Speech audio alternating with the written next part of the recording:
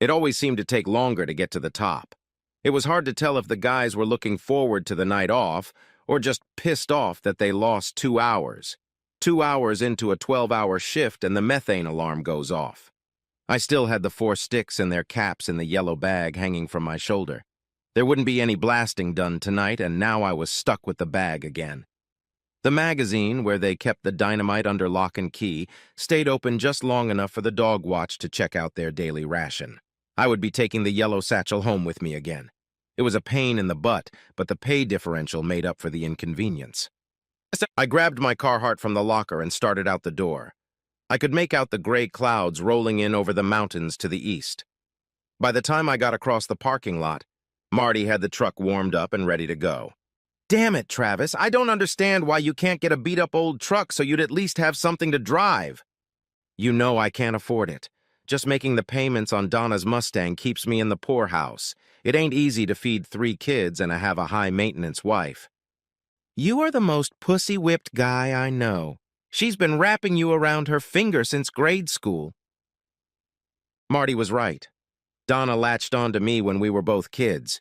She was pushy and bossy, but the prettiest little girl in the whole county. I put up with all her crap just to be with her.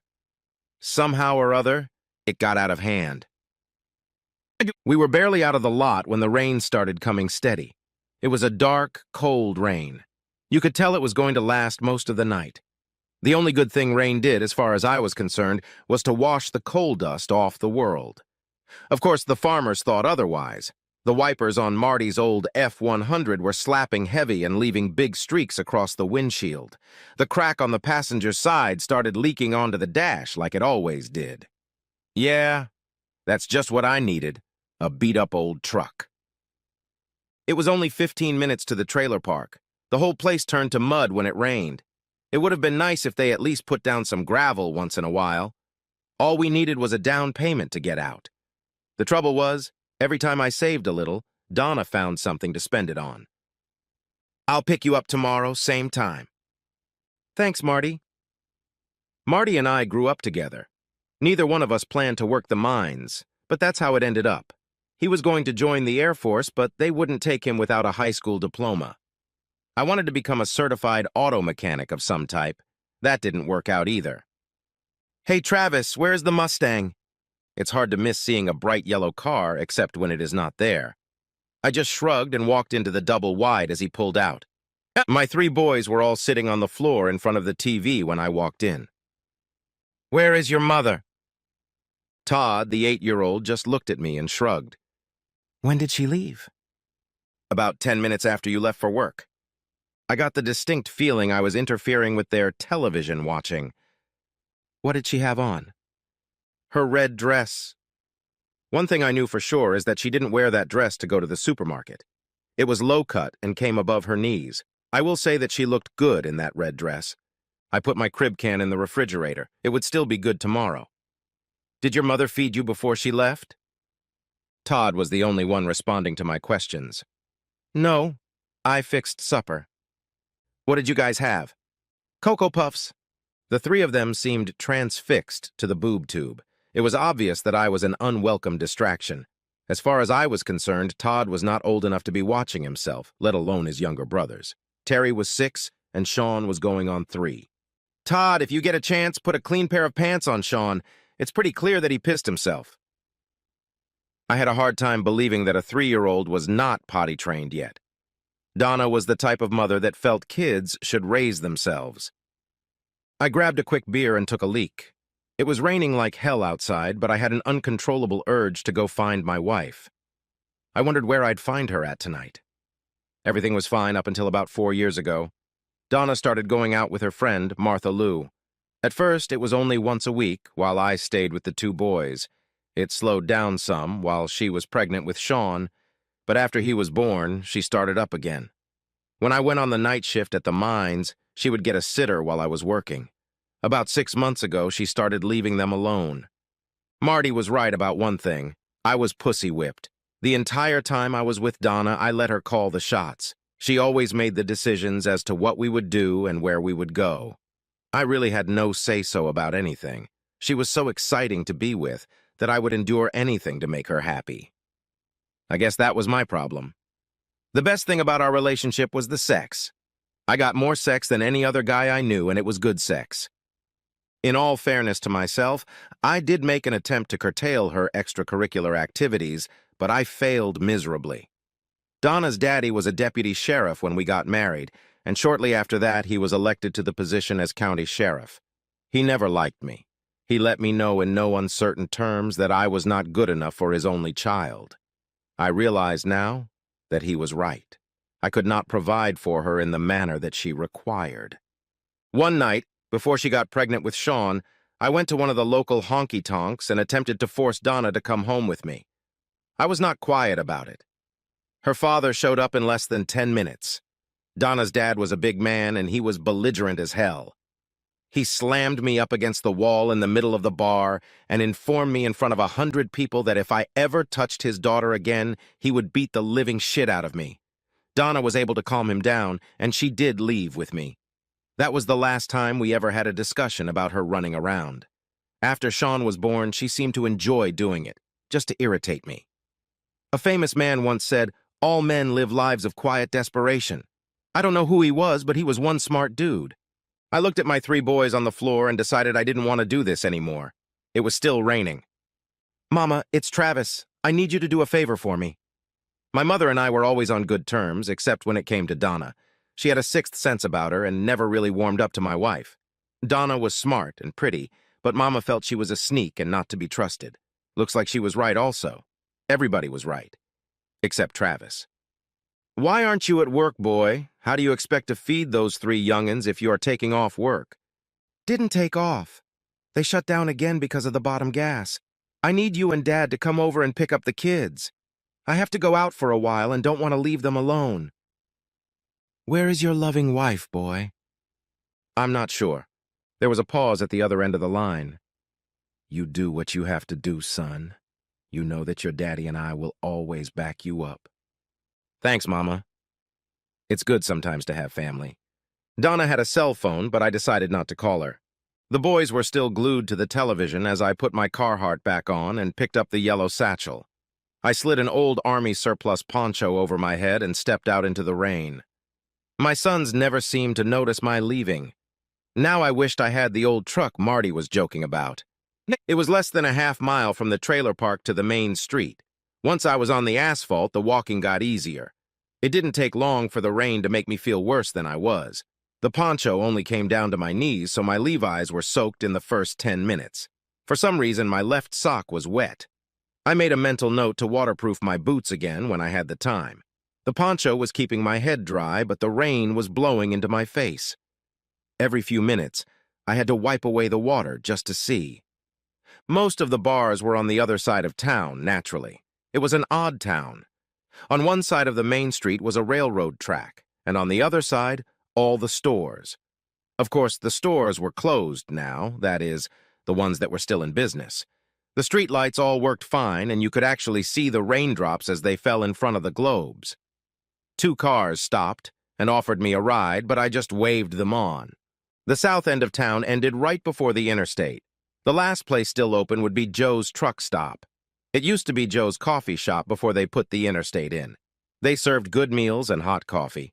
The truckers liked it because the diesel was always a few cents cheaper than the big boys. Between where I was and Joe's, there were at least a dozen bars and half as many motels. On a night like tonight, I didn't figure Donna would want to drive too far. All I had to do was find a yellow Mustang. Too bad I couldn't afford a taxi to carry me around. The rain was relentless. The thunder seemed to be moving away, but the water stayed. The first 3 bars were small, gloomy places where mostly older folks sat and sipped the same glass for an hour. Not the type of place Donna would seek out, but they still deserved a check. I stood outside and looked through the windows. The hot spots were down the road further, down where the neon lights seemed to shimmer in the wet air. My left foot was soaked now and started to get a little cold. I moved on, looking carefully at the cars. They all seemed to be gray until you got within 100 feet or so. I guess it was a trick that the night rain plays with your eyes. I never noticed it before. The roundabout was the hottest spot in town. When Donna and I went out, we always ended up at the roundabout. I finally reached it, after several more dead ends. It was big enough that I was forced to go in. I stood by the end of the bar, dripping wet, like a pitiful dog. "Damn, Travis, you look like shit. What the hell are you doing walking around on a night like this?" Walt was a good bartender and the owner of the roundabout. He walked over with a smile on his face and handed me a dry bar towel. "Don't move, Travis. I don't want to have to mop the whole damn floor up." I wiped my face and ran the towel through my hair. Even with the poncho hood up, my hair got soaked. When I handed it back to him, I got a short draft in its place. I looked around the room, and all I saw was 100 people and Martha Lou. She had 2 guys with her, but looked to be alone. "She left about 20 minutes ago, Travis." I handed Walt the empty and gave a nod, just to let him know I heard him and understood. "She was with Alvin Pittman. He usually goes to the Whispering Pines because they have parking in the rear." I put the hood of the poncho back over my head, nodded again to Walt, and stepped out the door. The rain was slowing down, but still there. The lightning was far to the west now, and the thunder almost gone. It was only a 10-minute walk to the Whispering Pines. I found myself shaking my left foot every 100 feet or so. The yellow Mustang was parked right next to Alvin's King Cab dual-wheel pickup. There were no lights in the back parking lot. I guess there was a reason for that. I was only there for about 5 minutes. I was good at my job and took pride in my work. The walk back to the roundabout seemed to go a lot faster than the walk to the Whispering Pines. The rain was down to a slow drizzle, so I shucked the poncho before going in. It was obvious that Walt did not know how to approach me or what to say. He was a nice guy, and I know he didn't want to be remembered as the bearer of bad news. He had no idea what I was up to. I gave him a small smile to put him at ease and asked him to have the waitress ask Martha Lou over. "What's up, Travis? Why the hell aren't you at work?" Her voice reeked of sarcasm. It was all I could do to keep from smacking her in the face. "Where is she, Martha Lou? Where the hell is Donna, and don't give me any shit?" "Well, I guess she is home with your kids. Isn't that where she's supposed to be? Maybe you should take your sweet ass back there and tend to business." Walt sensed the tension and handed me a beer in an attempt to cool things off a little. I drank half of the glass and leaned towards the bitch. "I am going to find her, and I will kill her and any guy she is with. Do you understand?" All of a sudden, the arrogance was gone. Martha Lou seemed genuinely impressed. That simply statement was totally against my nature, as everybody in the county knew it. Walt looked a little shocked, but I noticed a small smile growing on his face. I said, "Do you understand?" Martha Lou nodded, but not a word came out of her mouth. She was always quick with the retorts, but not today. As she walked to her table, she looked back at me twice. I handed Walt the empty glass. He insisted on shaking my hand before I left. He never did that before. Across the room, Martha Lou was frantically talking on her cell phone. I picked up the poncho outside the door and dropped it and the empty yellow bag into the dumpster beside the bar. I wasn't trying to hide anything because I had no intention of staying around. I am sure the mine would catch hell because of the unaccounted-for dynamite, but I wasn't planning on going back there either. I figured I had about 10 minutes to make it down to the truck stop, if I walked fast. Joe's was busy as usual. The asphalt was still wet, but the damn rain had stopped. I had to talk to 3 drivers before one of them offered me a ride. Houston sounded great to me. Just as we were entering the ramp to the interstate, there was a loud explosion about a quarter-mile away.